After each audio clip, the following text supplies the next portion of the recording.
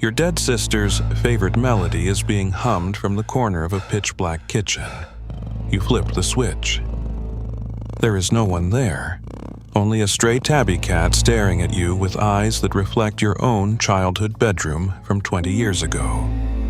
This is not the story of a grieving mind playing tricks or a comforting sign from the afterlife.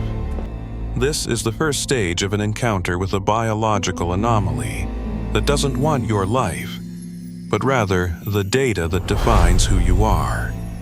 Across various whispered accounts and undocumented reports, a phenomenon is emerging that challenges our understanding of identity and the very nature of what we leave behind when we go.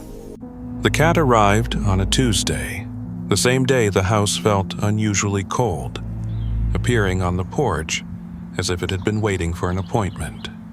It didn't meow for food or scratch at the door with the desperation of a hungry animal. Instead, it sat perfectly still, its gaze fixed on the window where Sarah used to sit while she painted. At first, the resemblance to her habits was subtle, easily dismissed as a coincidence born from a heavy heart. But then the cat began to sit with its legs crossed in that peculiar asymmetrical way Sarah did because of her old soccer injury. Then came the morning it pushed a coaster toward a coffee mug, positioning it exactly 2 inches from the edge of the table, a compulsive habit Sarah had maintained since she was a child. There is a theory circulating in the fringes of cognitive science and urban legend alike concerning something called a memory leech. It is not a spirit or a ghost in the traditional sense, but a specialized scavenger. Imagine an organism that doesn't hunt for meat, but for the residual bioelectrical signals left behind in a home. It seeks the echoes of a person's presence, the patterns of their movement, the frequency of their voice, and the specific architecture of their memories. When a person passes away, they leave behind a vacuum of information, and this entity moves in to fill the void, mimicking the host until the line between the original and the copy begins to blur into something unrecognizable. If you look closely into the pupils of such a creature, the reflection you see isn't the room around you. It's a flickering cinematic display of things only you should know. The way the light hit the hallway during the summer of 1998, the specific shade of blue of a lost sweater. The cat's eyes serve as a storage drive, processing the stolen fragments of a life to better calibrate its performance. It isn't just acting, it is downloading. The more you interact with it, the more you feed it. Every time you cry and whisper a name, every time you recognize a familiar gesture in its movements, you are providing the creature with the high-resolution data it needs to perfect its disguise. It is a feedback loop where your grief becomes the primary power source for its evolution. The neighbors began to notice a change in the house on the corner. They spoke of seeing a figure through the frosted glass of the second-story window, a figure that moved with a fluid, feline grace, yet stood at a height that suggested something far more substantial. They didn't see a cat. They saw the shadow of someone who had been buried months prior. Inside, the transition was reaching its final phase. The cat no longer slept on the floor. It slept on Sarah's side of the bed, its breathing synchronized perfectly with the rhythm she used to keep. It started reacting to her name, not with a flick of its ears, but with a slow, knowing turn of the head that felt heavy with a borrowed consciousness. The danger of the memory leech isn't physical harm. It's the erosion of the survivor's reality. As the creature consumes more of the deceased's identity, the survivor begins to lose their own grip on what was real and what is being synthesized. You find yourself forgetting the sound of the actual voice, replaced entirely by the strange, harmonic purring that vibrates at the same frequency as her laughter. You look at old photographs, and they feel wrong, as if the person in the picture is the imposter and the creature on your sofa is the original. The leech doesn't just take the memory, it overwrites it.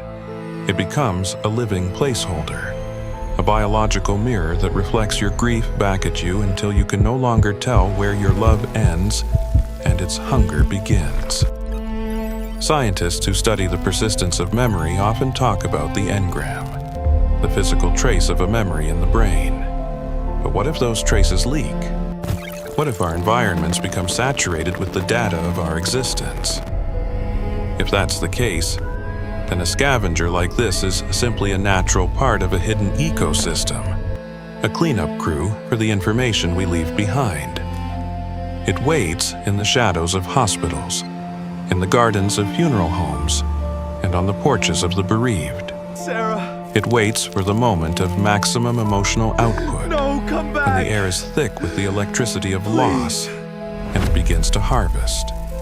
It is a mystery of biology that we are only just beginning to observe. A glitch in the natural order that uses our most intimate moments as its camouflage.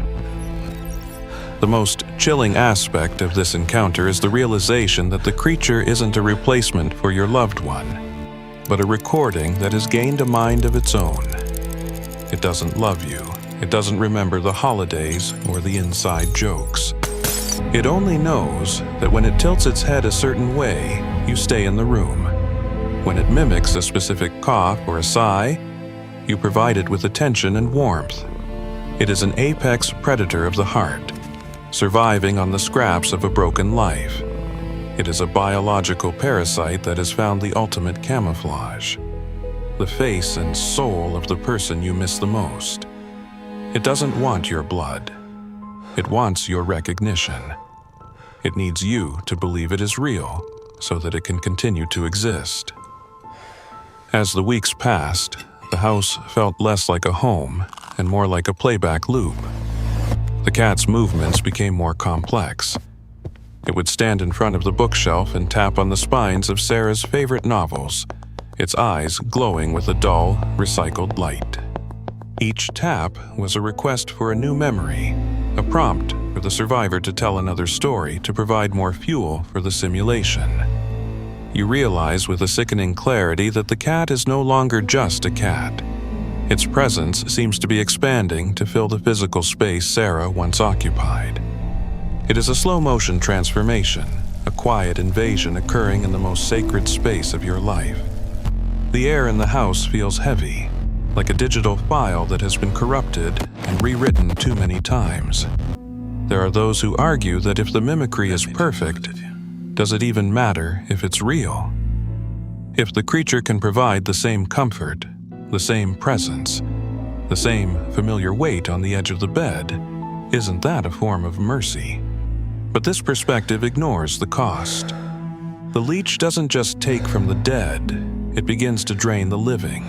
The survivor becomes lethargic, their own memories of other people starting to fade as they focus all their cognitive energy on the creature. It is a closed circuit of obsession. The house becomes a tomb for two. One who is already gone, and one who is being slowly erased to make room for a replica.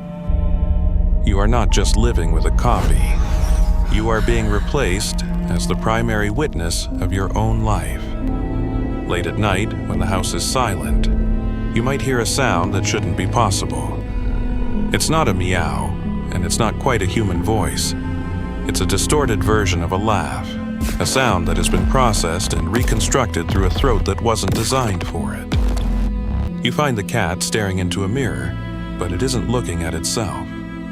It is adjusting its reflection, fine-tuning the way the light catches its form to better resemble the texture of skin. In the reflection of the glass, for a split second, you don't see an animal at all. You see a shimmering, translucent version of a face you once loved, looking back at you with a hunger that has no bottom. It is a silent dialogue between the survivor and the scavenger. The visual evidence is the hardest to ignore. Those eyes, they are no longer the vertical slits of a predator. They are widening, becoming more circular, more expressive, reflecting a depth that an animal should not possess. When you look into them, you see the playback of your own wedding day, but from an angle you never stood in. You see the creature's perspective as it watched you from the shadows, learning the way you smile, the way you cry, the way you break. It has been documenting you since long before it stepped onto your porch. It was waiting for the opening, waiting for the moment your defenses dropped and your heart broke open. It didn't find you by accident. It chose you because of the density of your memories. This isn't an isolated incident. There are reports from all over the world of pets that change after a death in the family. Dogs that stop barking and start standing in the middle of the night, watching their owners with a heavy, human-like stillness. Birds that begin to recite entire conversations they were never present for, using the exact cadence and inflection of the deceased. We have always attributed this to the sensitivity of animals, to their ability to sense the spirit of the departed. But what if we have it backward? What if they aren't sensing a spirit, but are being hijacked by something else? Something that uses the animal's biology as a chassis to build a new version of a person who is no longer here to defend their own identity. As you consider the creature currently sitting in your own home, you have to wonder, is it the pet you've known for years, or has it recently started acting just a little too human? Does it watch you with a gaze that feels weighted with history? Does it know things about your past that you never taught it? The memory leech doesn't need to be invited in. It only needs to be recognized. The moment you accept the imitation as reality, the process is complete. The leech has found a new home, and you have lost the last piece of the person you were trying to save. Every time you find comfort in its presence, you are handing over another piece of the truth in exchange for a soothing lie. Consider the possibility that our memories are not just internal thoughts, but a form of energy that can be harvested by a specialized observer. If this is true, then our grief is a beacon, a signal fire that calls out to the things that live in the peripheral of our perception.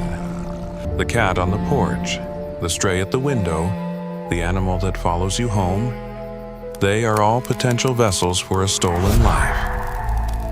They are the keepers of our echoes, the silent witnesses to our most private moments, waiting for the chance to step out of the shadows and into our clothes, our habits, and our hearts. They don't want to kill us, they want to be us, and they are very, very patient. The final stage is the most quiet. It is the moment you stop fighting the inconsistency. You look at the creature and you stop seeing the cat entirely. Sarah? You call it by your sister's name, and it responds with a tilt of the head that is perfectly timed. You tell it about your day, and it listens with a terrifying artificial empathy. You are no longer living with a pet. You are living with a monument of flesh and stolen data. The house is full again, but the air is stagnant, recycled and thin. You have traded the truth of a loss for the comfort of a simulation, and the leech is more than happy to provide that service for as long as your memories remain to be eaten. Do not trust the eyes that reflect your past. Do not find comfort in the habits that have been resurrected in a different form. The memory leech is a masterpiece of biological camouflage, a predator that uses your own love as the bait. It is a mystery that remains unsolved, a glitch in the transition between life and death that we are only beginning to document. The next time you see a stray animal that seems to know you a little too well, remember that it might not be looking for a home. It might be looking for a soul to wear. And it will wait, with the infinite patience of a scavenger, until you are ready to give it everything you have left. The shadows in the corner of the room seem to shift, molding themselves into a shape that feels familiar yet utterly alien. You are not alone, but you are more isolated than you have ever been. The creature purrs, a sound that carries the weight of 1,000 stolen memories, and you realize that you can no longer remember what your sister's real voice sounded like. The copy has become the original. The leech has won. And as you close your eyes, you feel a soft, feline weight jump onto the bed, settling into a space that was never meant for it, ready to harvest the dreams you have yet to dream. The cycle continues, silent and invisible, as the data of a life is slowly processed into a new, hollow form. We are told that memory is the one thing they can't take from us. But in the presence of the memory leech, that is the one thing we give away most freely. We offer it up in exchange for the shadow of a person, a ghost we can touch, a replica we can hold. In the end, the house is not haunted by a spirit, but by a biological recording that doesn't know how to stop playing. You look in the mirror one last time before bed, and for a moment, you don't recognize your own reflection. You wonder if the creature is already starting to download you too, waiting for the day it can finally step out of the cat's skin and into yours. The boundary is gone. The data is transferred. The silence is absolute.